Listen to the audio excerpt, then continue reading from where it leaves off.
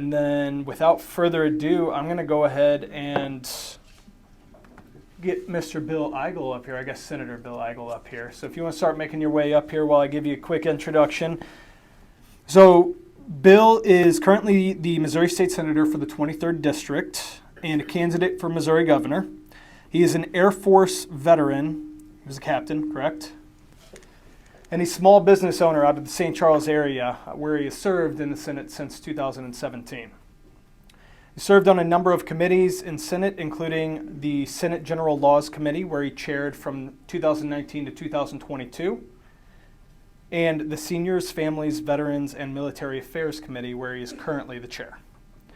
I doubt that he would argue against being described as vocal and fiery from a candidate perspective. And Bill, I'm sure there's a fire joke in there somewhere. I just don't know where it is. I'm sure you've heard them all at this point. All right, without further ado, let me go ahead and welcome Senator Bill Eigel. Hi, guys. I'm going to get you this. Awesome. And then what we'll do is whenever you're finished, All right. Whenever you're finished, I'll come up here and relay questions to the microphone. Yeah, great. Okay, can everybody hear me? All right, fantastic. Let's go Jefferson County, right? So first of all, thank you everybody for having me here tonight. For those of you I have not met, and I have met quite a few of you, but for those that I haven't met, I'm State Senator Bill Eigel, coming to you from St. Charles County, which shares a lot in common, I think, with Jefferson County. And I've put together a run to be the next governor of the state. And I've been going around the state of Missouri now for the past it's been 12 months. I can't believe that these elections seem to last constantly. They never end. And for the past 12 months, I've been running around the state, all over the state, talking to Republicans about how things are going, how things aren't going. And the first thing they want to know from me is, who am I? Well, as you heard earlier, I'm an Air Force veteran. I served 8 years in the United States Air Force. I was an aircraft maintenance officer. My wife, Amanda, who I've been married to now as of Friday for 23 years, was also an aircraft maintenance officer. So at one time, our last assignment was out at Whiteman Air Force Base, and at one time or another, every single B-2 bomber in the entire stealth bomber fleet was managed for maintenance either by Amanda or myself. It's a little fun fact about me. Also of note, when I was in the Air Force, I was a lot thinner back then, and I had a lot less gray hair back then, which I didn't get until I went into the military, or went into politics. When I got out of the Air Force in 2007, I spent my entire life savings on a small business here in the St. Louis area, right in time for the 2008 recession, because our timing was terrible. And we were very fortunate. You know, I bought a little construction company going into that recessionary period, and all I had was the idea and the belief that, you know, God's got a plan for each and every one of us. And even if we don't understand the plan, or you don't understand that you just spent your life savings when the country just went into a recession, He's got you covered. And He did for Amanda and I. We got a chance to follow our dreams and live out the American dream right here in Missouri, which unfortunately I don't think is happening enough now. And then in about 2014, 2015, I got involved in politics. And like maybe many of you, I got involved in politics for the very first time because of something that I saw was wrong with politics. I mean, nobody gets involved in politics because of what is right with politics. Nobody is calling myself, nobody's calling Mary Elizabeth just to tell us what a great job we're doing down there in Jefferson City. Nobody's doing that. Everybody gets involved in politics because of what they perceive as wrong with politics. And right now, there's more wrong in our politics than maybe at any point in our history as a country and as a state. And if I've taken anything away from talking to all the folks, tens of thousands of them around Missouri for the past 12 months, it is that they are angry, that they are frustrated, they're disappointed. And more than ever, they're looking for a change from what I described to you as the status quo. And in particular, the idea that of all the big red states that we have in these United States, Missouri is missing its opportunity to be a leader amongst them. The idea that when you turn on your television in the morning, what states are you hearing about that are doing those big red things? Which ones? Good. Shout them out. Tennessee. Florida. Texas, yep. Who else? Any of them? They're the same ones. I hear about them over and over. And my question, because I understand that we actually send more Republicans to Jefferson City as a percentage of our legislature than any of those states do. My question is, why not Missouri? Why can't Missouri get to that better future that we keep talking about every 2 years in campaign season, But something happens after campaign season ends. Weakness, lack of spine, promises made but not kept. And now, as a result of that, the trust level between elected officials and their constituents are lower than they have ever been before, regardless of what party you claim to be from, or indeed you are from. Now, I've been talking about these issues for 7 years while I've been in the Senate. In fact, I want to spend a special thank you to Mary Elizabeth Coleman, fellow senator of mine, your representative in the Senate. She, if you don't know, she sits 2 seats in front of me in the Missouri Senate. And the way we have these archaic patterns of seating in the Missouri Senate that oftentimes when I'm speaking, she gets stuck in her chair because she can't cross the line of debate, which means that she's had to listen to me a whole bunch. God bless you for that, Mary Elizabeth. Thank you for having me here tonight. But the good thing about Mary Elizabeth is that she also, just a little over a year ago, got elected along a very similar message in Jefferson County that I'm trying to take statewide. And it's a message about the fact that regardless of what party you claim to be from, there ought to be higher expectations of Republicans in the state of Missouri. And if we don't start getting more from these Republicans in terms of actual big policy wins, then we'll continue to stagnate and fall behind all the other big red states. And even though I bet you almost everybody in this room can tell you who the governor of Texas, Florida, or even Tennessee is, how many of the people in those states have heard of our governor?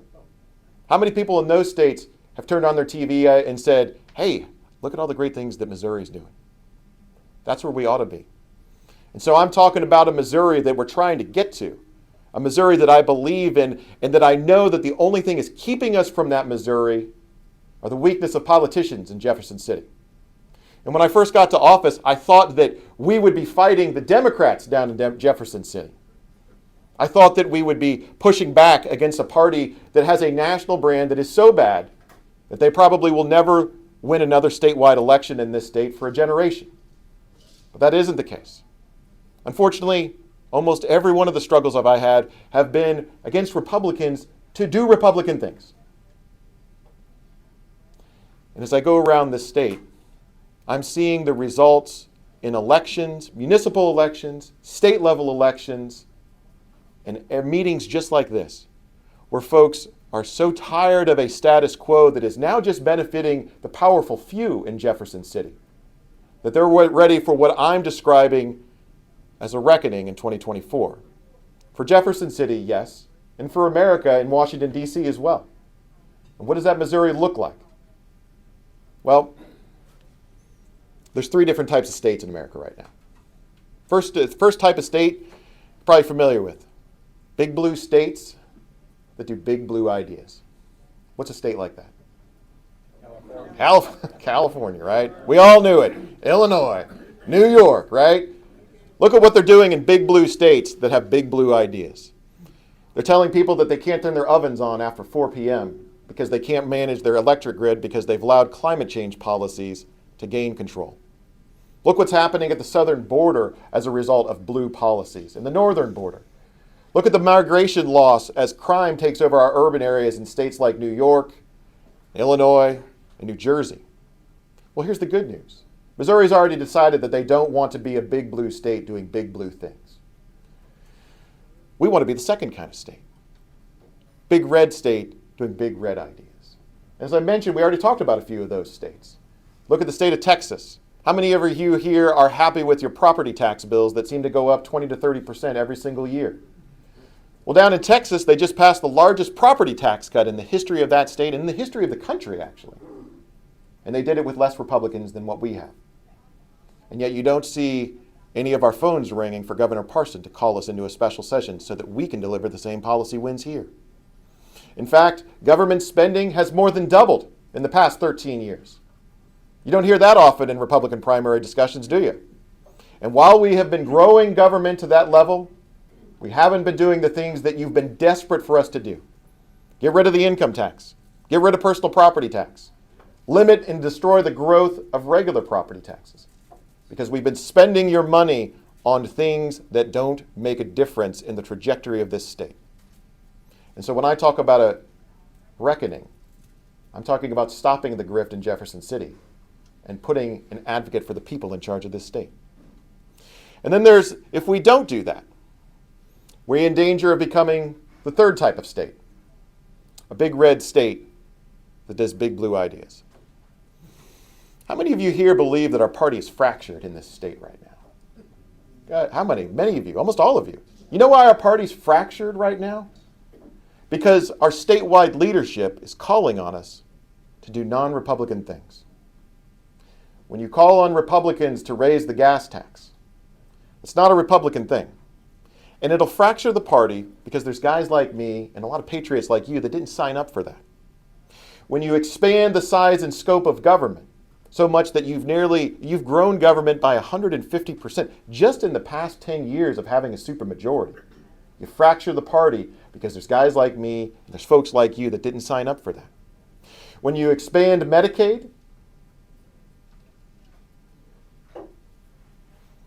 when you fail to take the threat of the COVID tyranny environment head on, when you have so-called leaders like Sam Page or Tashara Jones running roughshod through our urban areas, and you fail to address that, you're fracturing the party because the expectation was that we were going to be defenders of rights, that we were going to be the ones standing in the gap. And all too often as I've traveled this state, I'm seeing that the Republican Party has missed out on that, not because our ideals are wrong, but because our politicians are weak. And so to avoid that, to become that big red state, what is the Missouri I'm talking about? Well, it's pretty simple. In the Missouri I'm talking about, when I'm the governor of this state, we will get rid of personal property tax on every citizen in every household in every county of the state. How does that sound for a Missouri that we ought to get to? And I'm sure I'm going to get a question on that and when we get into question and answer. So I'll leave that there. We'll come back to that. But we're going to get rid of you having to pay rent on your vehicle every December 1st. What else does it look like? Let me ask you a question. How many of you trust the machines that are counting the ballots in our elections? No. I'm the only candidate for governor that supports getting rid of every machine in every precinct and going back to the hand counting of ballots that worked for this state for more than a century. That's what we're going to do if we're serious about election integrity in this state. And what about we talked to a lot of our farmers. You know what they're talking about? They're talking about not just China, but the World Economic Forum and other folks that want to come into the state. They want to buy up our land. We've lost more than 100,000 acres already to foreign entities buying up land. And yet I'm the only one that says that we shouldn't sell a single square inch of Missouri to any foreign country. Let me ask you guys, how many acres should we sell of Missouri ground to foreign entities in this state? Zero. Does it surprise you to know that I'm the only candidate for governor that's taken that position? Because I'm ready to put the farmers first in this state and protect that which we have as one of our most important resources.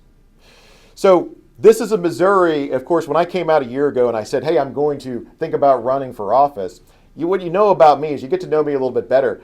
I'm actually probably one of the most hated guys in Jefferson City right now.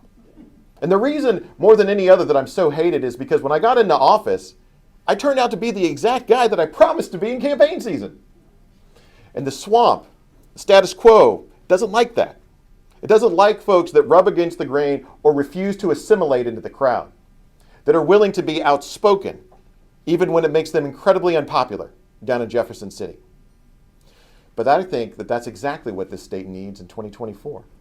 I think we need someone that is willing to go down there and start kicking over the apple carts of the powerfully connected in our capital city so that we can take our place as a leader in these United States. And the swamp will tell you, a guy like Bill Eigel can't win. Nobody could be, he doesn't have the name ID. He doesn't have the fundraising. He doesn't have the money coming in the door that the other candidates will have. Yeah, that's actually what they told me in my first race for Senate back in 2015. I had never run for office before. I was getting involved because I was upset about Obamacare and all the things going on with Obamacare. Remember Obamacare? Your rates are going to go down. You're going to keep your doctorate? Yeah, that wasn't true. And I was running against a gal by the name of Ann Zare. This is up in eastern St. Charles County. It's very interesting because Ann Zare, the last name Zare, is a very well-recognized name in St. Charles County. In fact, she was not only a sitting rep, but she had so much name ID because of that last name being popular in St. Charles County. It was so popular that my wife's maiden name is Zare. It was great. We had her parents wearing Zares for Eigel t-shirts. It was fantastic. So I've already won a race. Where I didn't have as much name ID as the next guy. And I got to tell you, when it comes to being the governor of this state, nobody's going to choose their governor based on their last name. Everybody's going to make a decision about whether or not the ideas that the candidates are talking about are going to be worthwhile to support with your vote or maybe your other resources. There's a saying inscribed on the first floor of the Capitol that I love. It's one of the great archways on the first floor of the Missouri State Capitol. It says, ideas will rule the world. Ideas will rule the world, not people. And my idea about how awesome Missouri ought to be, should have been, in these past few years, and we've missed that boat. Not because the people didn't demand it, but because we were too preoccupied with helping the powerful connected. And the idea that there's finally going to be somebody that's going to kick those apple carts over, I think that's a powerful message. They also said I didn't have enough money. Yeah, and one of my opponents also is raising millions of dollars from the most powerfully connected in Jefferson City. Well, we just had another fundraising quarter. Representative, thank you for mentioning that. That ended today. My campaign raised $800,000, $850,000. But the difference between myself and my opponents is, for that $850,000, you know what my average donation was? $19. Because they can't imagine, the swamp can't imagine, that a guy like me might bypass all their usual mechanisms of getting big checks from powerful people, take my case directly to everyday Americans and Missourians, and not owe them a thing when I walk into office as your next governor. And you know what that makes them feel? Fear. Because they know that their grift is coming to an end. And they know exactly who I am and what I've been doing for the past 7 years while I've been on office. And they're not excited about that Missouri I'm talking about. But everywhere as I go around and I talk to folks, I'm getting a far different response from the actual people living in this state. And so I'm here. Again, my name is Bill Eigel. I'd love for you to consider me as your next governor for the great state of Missouri. And the rest of the time is for you to ask me questions, because that's the best time, by the way, is to ask questions. I used to be that guy in the back of the room who would always ask questions. We may have one here tonight. There's always one, right? Always going to ask questions. That used to be me. And now I'm answering questions. So the rest of the time is up for you. So let's go, Missouri. What's on your mind? All right, so the one thing that we're going to do, by the way, is I'm just going to make sure that we're actually asking questions, right? We're not getting up on our soapbox and explaining everything. We're going to ask questions for Senator Eigel. So no filibusters? No filibusters? No filibusters. I love it. Actually, now that I think about it. All right, Jim, you had your hand up first. Okay, this is kind of a two-part question. You said that you're wanting to take and eliminate the property taxes. And Personal property tax, yep. What other mechanisms bring in that money that could be lost? Yeah. How did I know we were going to get that question, right? What are you going to replace the revenue with if I get, that's the question I always get. If you eliminate personal property tax, what are you going to replace that revenue with, right? Is that a good way to put your question? Yeah. Here's the answer. I'm not. All right, folks, we don't have a revenue problem. All the problems in this state, none of them have to do with you not sending enough of your cash to government. I'm talking about the federal government, the local government, and the state government. We've increased the state government spending from $20 billion in 2010 to $31 billion or $51 billion last year. You know what the value is of every personal property tax bill for every citizen in every county of the state is? $1.7 billion. $1.7 billion. So just last year alone, the growth in state revenues, just the state revenues last year, was over $2 billion. Imagine that. We could have gotten rid of every personal property tax bill for every person in this room, every person in the entire state of Missouri, and still had $300 million left over if we would have reimbursed the counties. But did we do that? No. You know what we spent your money on? You guys read through the budget? We built a $200 million walking overpass over the top of I-70 that I don't know why. I don't have a single resident of the state saying that we actually need a concrete walking path over the top of I-70. We spent tens of millions of dollars on private stadium upgrades all over the state. The Kansas City Current, the women's soccer team in Kansas City, got a $2 million parking lot. Isn't that fantastic? We spent $30 million on a meat lab to produce fake meat. Now, if I ask you, The new decision items in this budget totaled more than $10 billion. New decision items. So money that we weren't spending on a program a year ago, we're spending now. And if I asked every person in this state if they'd have rather had all that waste, or maybe just a fraction of that waste, and instead of getting rid of their personal property tax bill, I bet you I can guess which one they would have said. So I think that any Republican that gets asked this question ought to say, I'm not just going to take this tax from you on one hand and stab you in the back on the other hand with a different tax, which I think you won't notice as much. 29 states have gotten rid of their personal property tax, and they know that it's wrong to charge people rent for their cars. So my commitment to you, we spend twice as much per person in this state that the state of Florida does. I'm going to go in there as your governor. I'm going to cut that government, and I'm going to make sure that you don't have to pay rent on your car anymore on December 1st.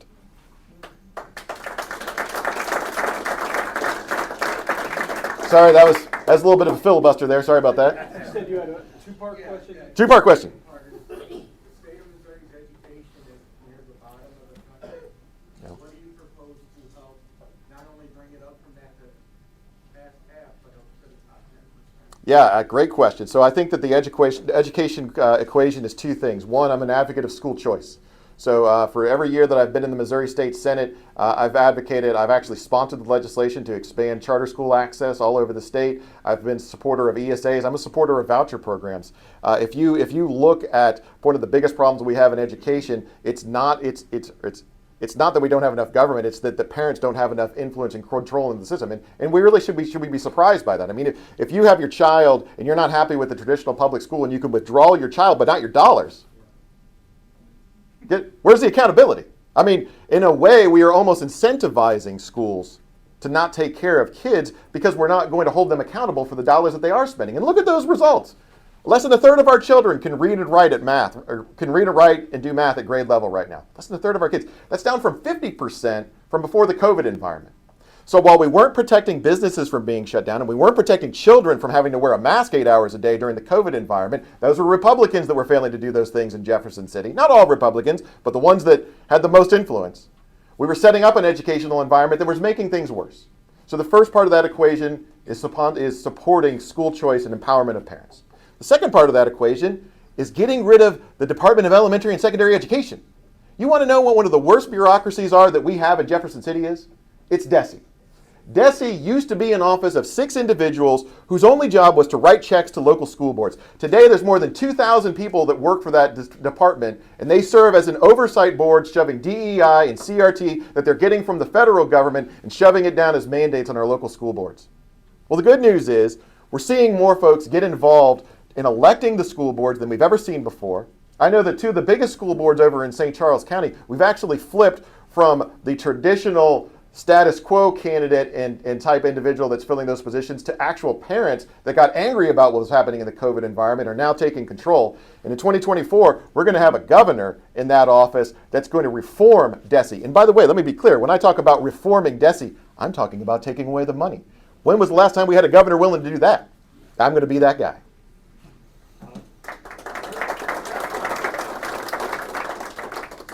My tea over there. Sorry, go ahead. Since our borders aren't secure on the south, and we're getting, apparently there are flights coming in of illegals into St. Louis. Yep.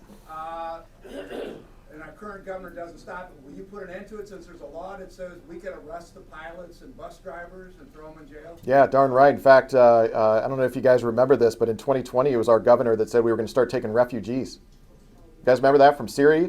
How long before we start hearing we're going to take refugees from Gaza? So we're checking on that right now, but I can tell you we're going to put a stop to that when I'm governor on my very first day in office. And you know what else I'm going to do to try to address this problem on my first day in office? You just mentioned it. They're flying into the city of St. Louis, and actually they're flying into Kansas City as well, and using those urban environments as gateways into Missouri. They become gateways of crime. It's not just crime that's happening in there. They're being used as gateways to crime for the fentanyl trade. They're being used as gateways to crime for the human trafficking trade and the illegal immigration that is plaguing our country.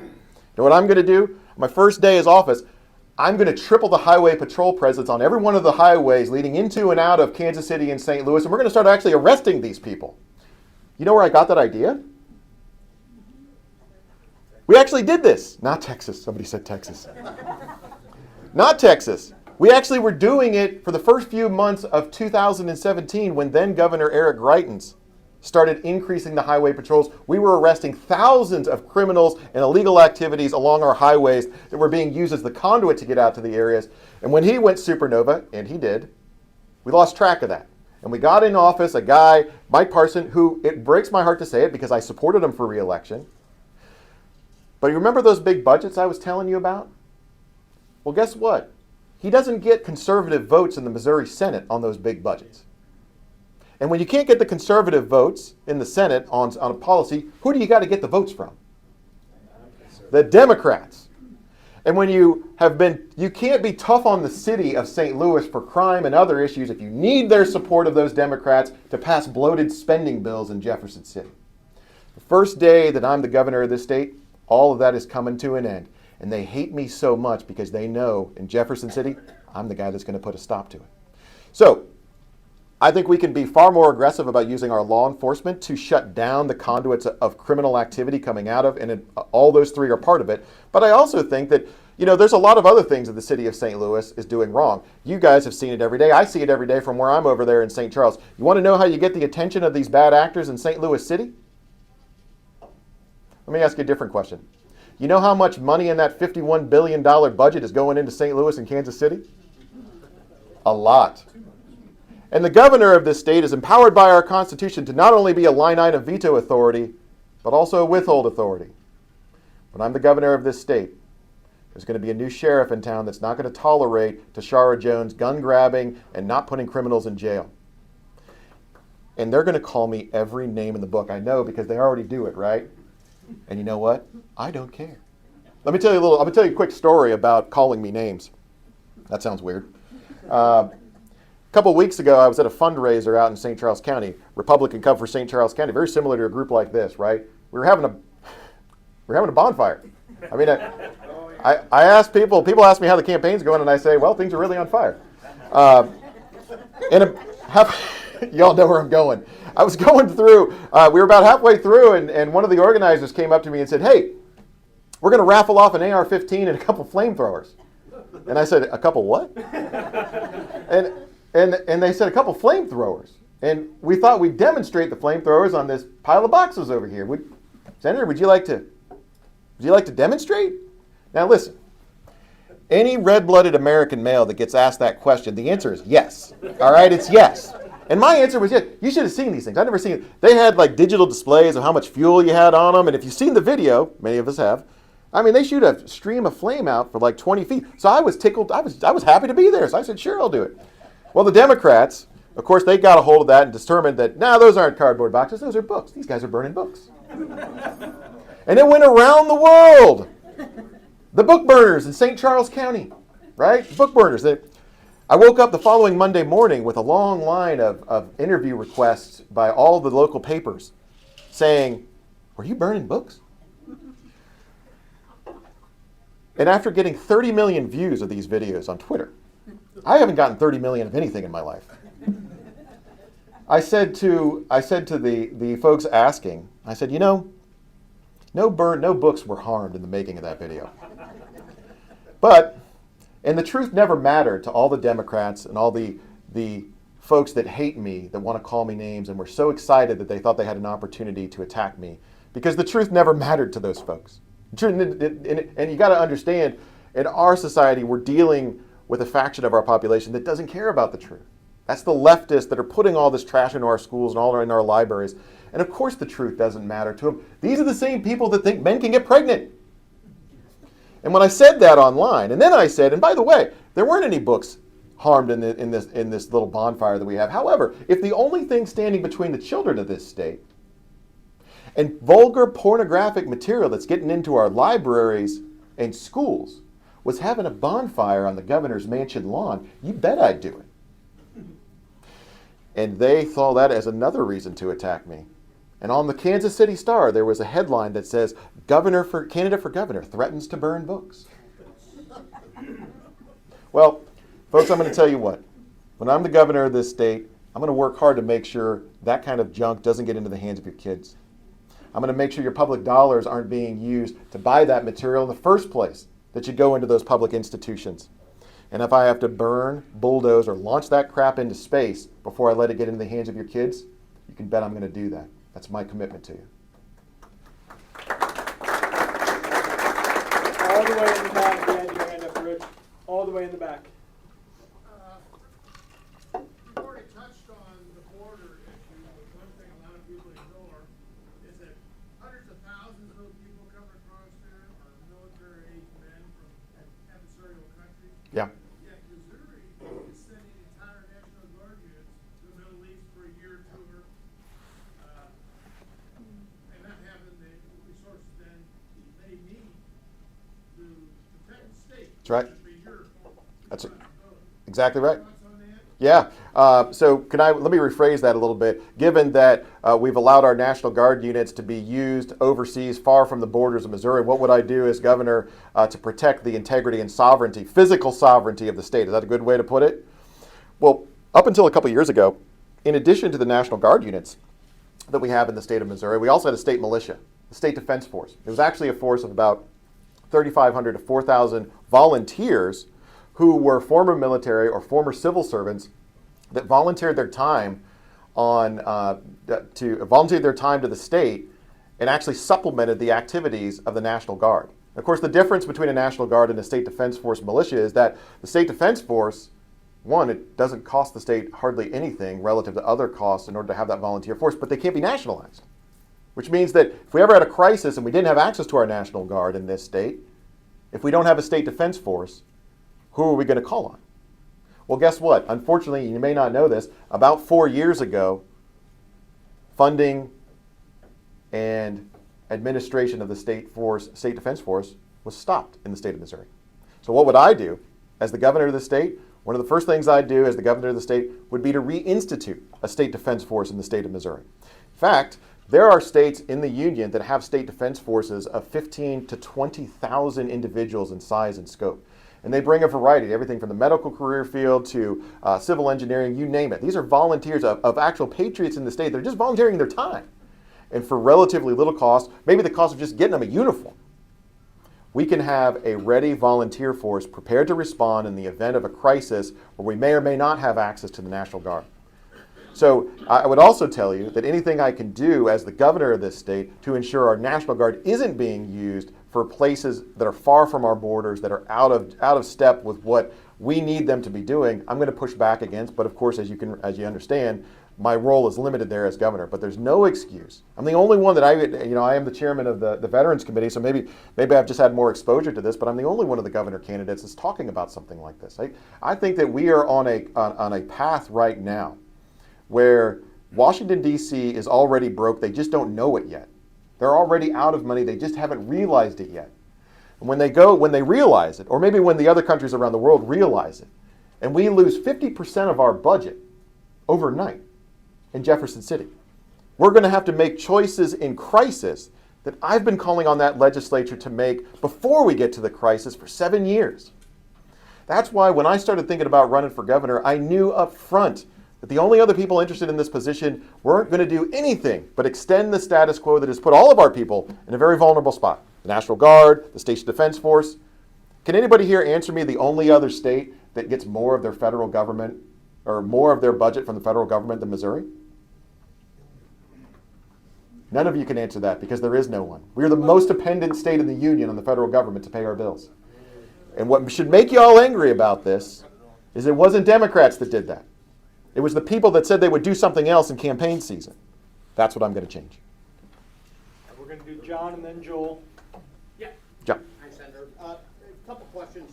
You had talked about in the schools, would you support a program where volunteers were bringing books into the classrooms and buying them, and also volunteers, just regular people, would take books and bring them into the libraries that are speaking things like from Hillsdale College or from a number of different other conservative sources to combat what's being done. Also, the idea of having storytellers come into the schools and actually doing the same thing that the Democrats do only on the other side. You mean like the drag queen story hours? Yeah, but not, right, Well- but instead of a drag queen story Yeah. hour, right, Yeah. So- we come in and use Mike Huckabee's book on President Trump. Yeah. There's a book on Barack Obama in every third grade classroom Yeah. in this state. Yeah. And there isn't one on Trump. And why is that? And I think that's something that could be done. The second question would be, you had talked about paper ballots, and you know, traveling around the state, most of the clerks are against it. Mm-hmm. And Yeah. there's a big pushback, and I know because I'm talking to a lot of them. Yep. So, you know, as we do this, is there, because there was cheating going on when there was paper ballots. I mean, there was Tammany Hall, the Daily stole an entire election for John Kennedy in Chicago with paper ballots. I mean, you know, this stuff has been, it's not the end all be all. Mm-hmm. That's right. And sometimes I think, and is that sometimes if you have counting machines that cannot be hooked up to an internet in any way, shape, or form, or have the capability of having that, when you go to count those votes, sometimes it's easier to match those votes up and to keep it more on track. And I'm wondering if that might be a more secure method. I'm bouncing a question off. Okay, so let's take these one at a time. First of all, the program about volunteer. First of all, let me draw a distinction too between what you're describing about bringing in writings from conservative authors versus the drag queen shows. What the drag queens are sexualized events, and it's actually a criminal activity to expose children to that. So I don't necessarily want to recognize that the situation you're trying to balance, which is the drag queen show with some stuff that we all might consider good, is a fair comparison, because we need to say that when you put a drag queen show in front of kids, you're breaking the law right now. We don't actually need more law for that. We actually just need enforcement of this existing state law that says you're not allowed to do that. Now, would I be supportive of more conservative syllabi instead of the stuff that's going into our school? Well, of course I would. I think most everybody in this room would be. But we need to understand, why is all this leftist stuff getting into the school? And if you look at the why of it, it's coming from the Federal Department of Education. And by the way, we're taking a lot of federal dollars from the Federal Department of Education, which require us to do what?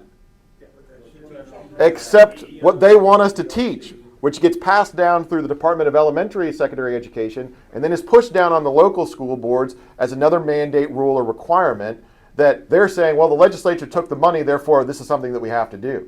And until we have someone that's willing to go into these budgets and carve out that kind of junk that makes us vulnerable to the federal government, that makes us vulnerable to allowing the Department of Elementary and Secondary Education doing that in the first place, we're really not going to get anywhere. So that's why I said, going back to the discussion about education, it's a two-part process. Empowering parents through choice and eliminating the Department of Elementary and Secondary Education. That's where the CRT, the DEI stuff. And if we had a leader on that in the governor's office, I think we'd have far different outcomes. In fact, we actually had we took a vote in the Senate this year to try to defund every one of the DEI CRT positions in our state government. It wasn't just the Department of Elementary and Secondary Education, it was all departments. And I can tell you, your senator and myself voted to fund those positions. Am I correct about that, Senator? Yeah.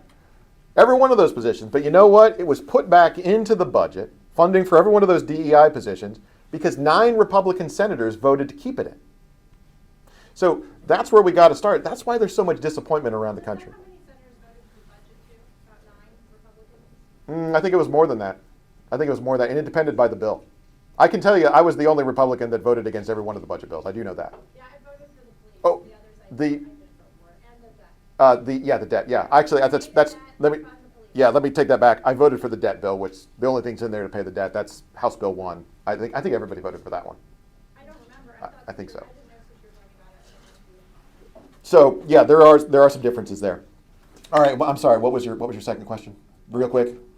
The whole idea is, could there be another way? Oh, the voting machines. The voting machines. Okay.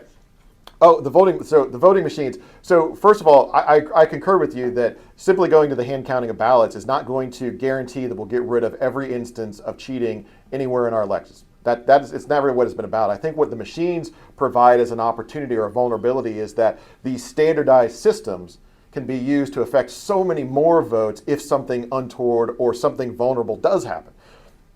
And getting away from the machines, I think, is key to getting away from the broad type of cheating that we saw in 2020. That's where my initial vision. And actually, under state law right now, you can already go back to the hand counting of ballots. But you're absolutely right. We have clerks all over the state that are saying, well, we can't do that, right? Well, we can't do that. We can't go back to the hand counting of ballots. And you'll hear a long litany of why we can't do that. Well, we don't have enough people. We don't know how to count. We don't, whatever it is. And one of the things that really frustrates me about Jefferson City is that it's filled with too many people in those hallways of power that are always willing to tell you why you can't do something, right? We can't get rid of the personal property tax. We can't get rid of the machines. Listen, we counted votes by hand in this state for more than 100 years, so I don't buy any of those reasons. In fact, Osage County actually counted their ballots by hand, as you probably know, back in the municipal elections back in May. And you know when they reported their results after counting those ballots? About the same time as all the counties were reporting who were counting them electronically. So I think that there are ways to get broader adoption of hand counting of ballots, and I think that's part of the solution. But if you look at the bill that I filed on this, it not only had hand counting of ballots, it had additional security measures for ballots in the first place that we were going to use. That they were going to be standardized, have a watermark. You guys remember talking about watermarks during the 2020 election, how that would have been? There's a lot of different things. I'd like to see us on election integrity. That's going to it's going to help. We used to be a member of what's known as the Election Registration Information Coalition. Anybody heard of ERIC? Right? Well, we were in ERIC up until the spring of this year because of a unilateral decision of our Secretary of State to get us into ERIC back in 2018. Everybody in this room who's a registered voter has had their private data, their email address, their mailing address, partial social security numbers, their driver's license number was released to this third-party ERIC system outside the borders of our state, and nobody knows where that information went. 4 million Missourians. And that was our secretary. It could be sitting on servers in China for all we know, and that was our Secretary of State that did that. So who knows, right? So yeah, I think that there are some things that we need to do that we can reduce the opportunity of the vulnerability of elections. Is it going to be perfect? No, I think that we're still going to have to keep a strong eye on places like St. Louis City, no matter what we do, no question. But I think this is a way to move us in the right direction. So, do you have a position on referendum reform? Yeah. I'm all for your tax policy, Mhm. but not so much that it means relying on recreational drugs. Yep. So the initiative petition process. So I support initiative petition reform as far as the threshold that must be reached in order to change the constitution of this state. Let me ask you guys a question. Last November, we voted on Amendment 3, right? And it passed by a very relatively thin majority, but it passed. But what was the problem with Amendment 3? Unconstitutional. It was unconstitutional. Why was it unconstitutional? It had multiple things in it. You're only supposed to vote. 14 different subjects, right? You remember Clean Missouri? What was wrong with Clean Missouri?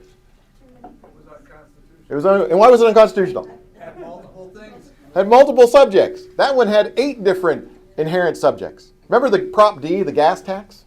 You know, the original bill, the gas tax, was a tax exemption for Olympic athletes that could come home and claim their medal as an Olympic as a tax exemption. They put the gas tax increase on the same bill and put it in front of the voters.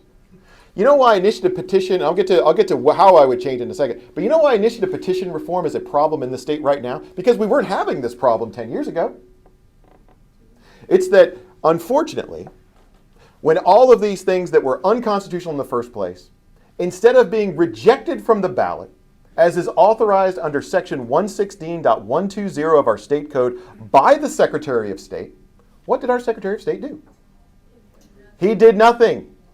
Those amendments got onto the ballot, and they were accepted by a very slim majority. Now, I need to make this very clear. No matter what we change the initiative petition process to, if we have a Secretary of State that won't do his job when things are unconstitutional, Medicaid expansion did not have a funding mechanism. That's unconstitutional, folks. You never should have been in front of the ballot. But our Secretary of State didn't reject it from the ballot, and it got into our Constitution. Now, all that being said, and assuming we have a Secretary of State that in the future does that, and by the way, I think there's a big conversation of all these pro-abortion initiatives that also need to be rejected from the ballot.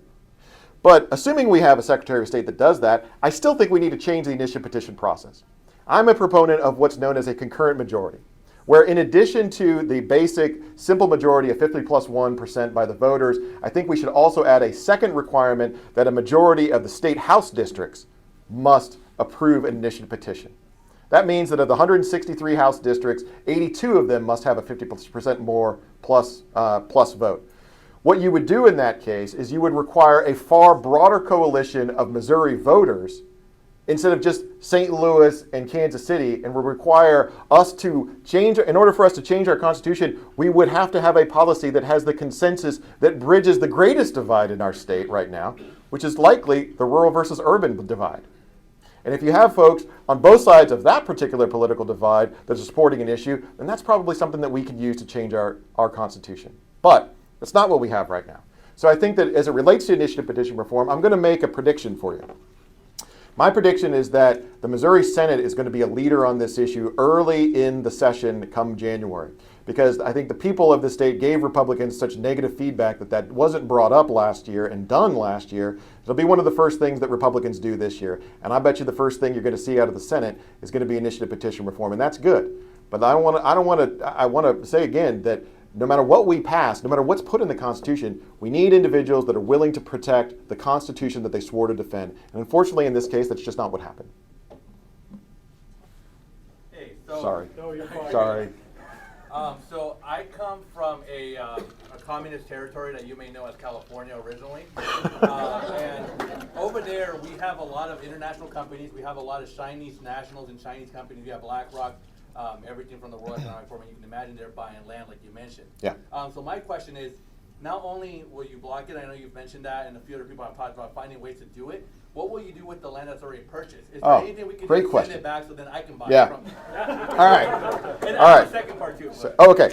You want me to answer that part first? Absolutely, sure. Okay. So first, I think that this issue of foreign land, I think, is a good one, and I know that the candidates are trying very hard. All the candidates are trying very hard to articulate what their position is on foreign entities buying Missouri land. So I want to be clear. My position is not 1 square inch, not a single foreign entity buying Missouri land. That's my position. I'm the only one that has that position.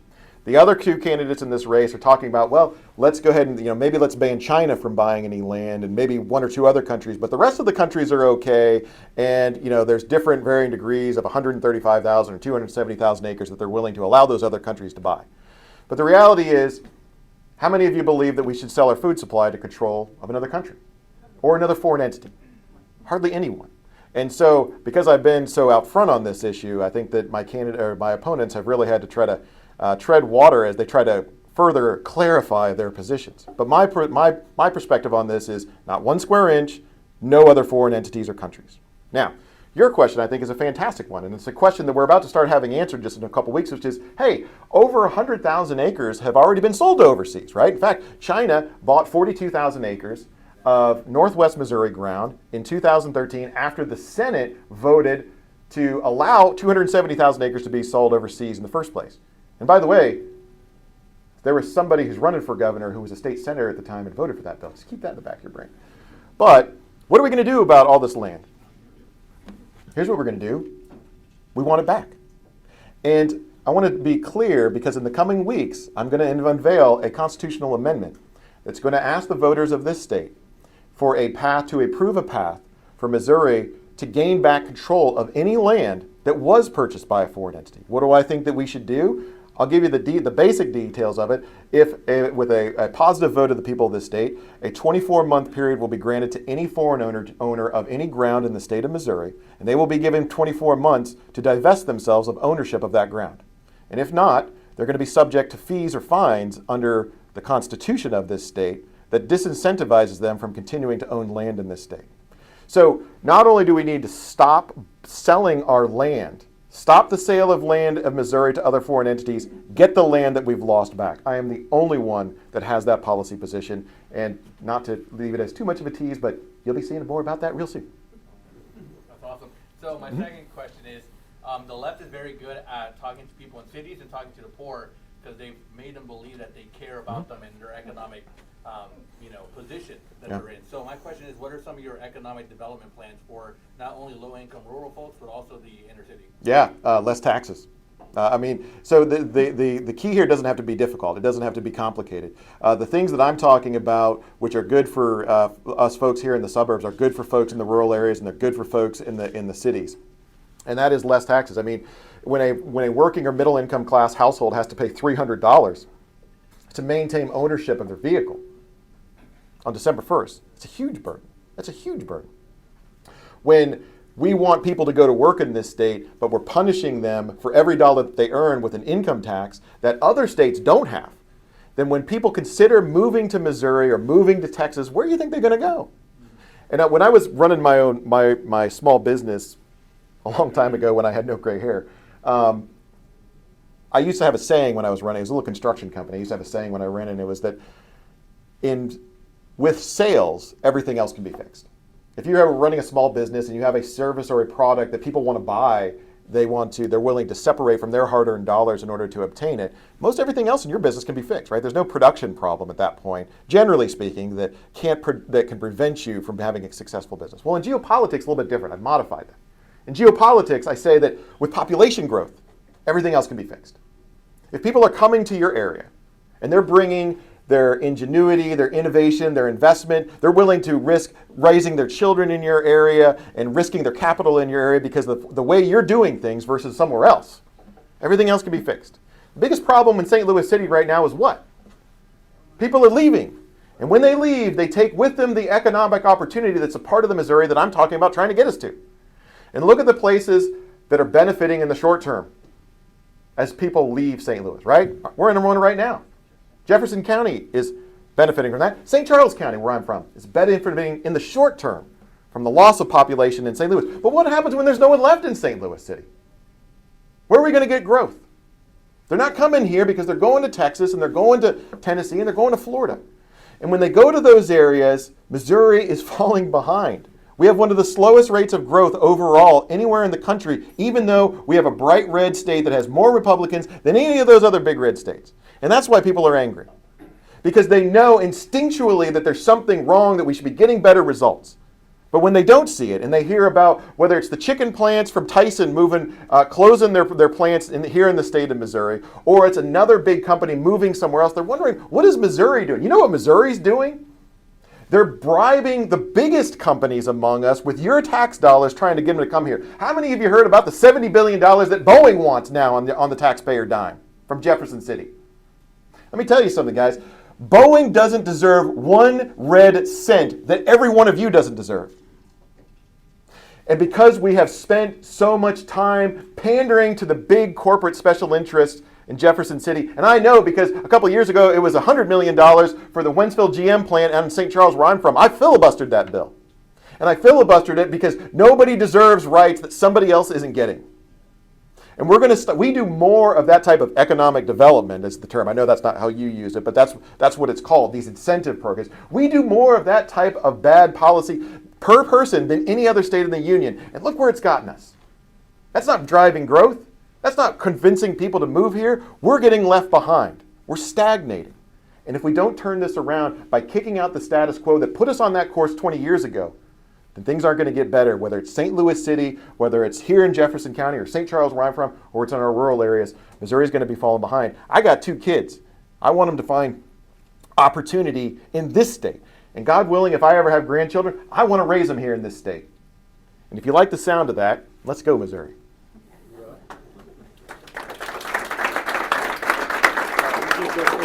Yeah, I'll go. Okay, so one more, or we'll do one more? We'll do one more. We'll give them the one. Did you have a question? Go ahead. It's pretty specific to what it is that I do, but you can pick up. Come up and talk to him afterwards. Yeah. Okay, one more. One more question? Oh, we had the young guy in the back of the room, too. It's like the young guy. Go ahead. When you mean no foreign entities, does that even mean NATO allies? Darn right it does. Well, we can trust Germans and British. You know, it's kind of like we could trust Germans back in the 1930s, and we could trust, part of some of the Soviet bloc countries that are now part of the NATO coalition in the 1970s and 1980s. Listen, I love Great Britain, right? I don't want to give them control of our food supply. And that's actually, I'm glad you asked that, because that's a big difference between my opponents and I. You know, my opponents are out there saying, well, I think I think Mexico might be okay. I think Great Britain might be okay. Listen, Missouri ought to be owned by Missourians or at least Americans. Well, wouldn't that also restrict people's rights to trade? Like if I want to sell my land, right? Yes. My right- Shouldn't you be able to choose? You should. You're right. And I agree with that. But here's the thing.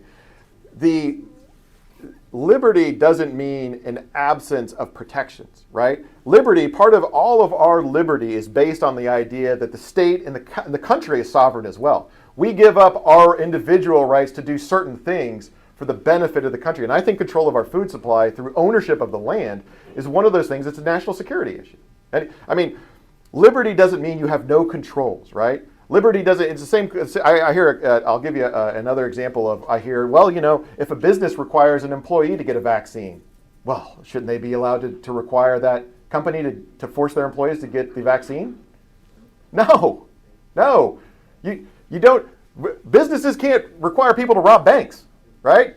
So there are restrictions on behavior, and no, I don't, for the same reason that I think it's an acceptable use of the restrictions of our society not to turn over control of our food supply to foreign entities is the same reason I don't think that that citizens ought to be forced into a medical experiment on vaccines at pain of losing their job. If you think about the right to work discussion, it's pretty similar. And I do want the young man in the back. Last final question. All right, representative of, are you millennial? Generation?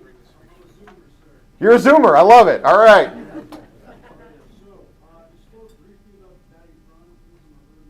Yeah. That's right.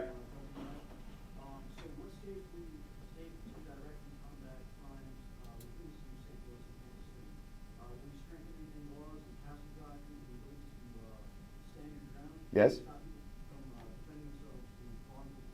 Yes. Yes. Yes to all those things. In fact, not only am I a proponent of strengthening stand your ground laws, I also have sponsored legislation to outlaw red flag databases in the state of Missouri. That was actually Senate Bill 10. Senate Bill 10 went to the General Laws Committee this year, and it failed on a committee vote. You know why it failed on a committee vote? Because 2 Republican state senators refused to vote for it. One refused to show up to the committee hearing, and the other actually voted against the red flag law ban. So it wasn't, I mean, we knew how the Democrats were going to vote. So again, the problem we have is not Democrats, it's Republicans to do what they said they were going to do. As far as the other items in the city of St. Louis, I gave you examples of how we would activate law enforcement and highway patrol. But to your point, Tashara Jones, you guys remember when Tashara Jones came out a few weeks ago and she was like, we're going to start gun grabbing in the city of St. Louis, right? I'm going to go after rifles. And then she's actually said the quote, and I'm going to fight those guys in Jefferson City. I'm going to fight them like hell. She actually said that. I'm going to fight like hell to push back on the legislators, which is ironic because none of those legislators are the ones committing crimes in the city of St. Louis, right? My question is, when is she going to start fighting like hell to put criminals in jail in the city of St. Louis? When is she going to start fighting like hell to stop defunding the police in the city of St. Louis?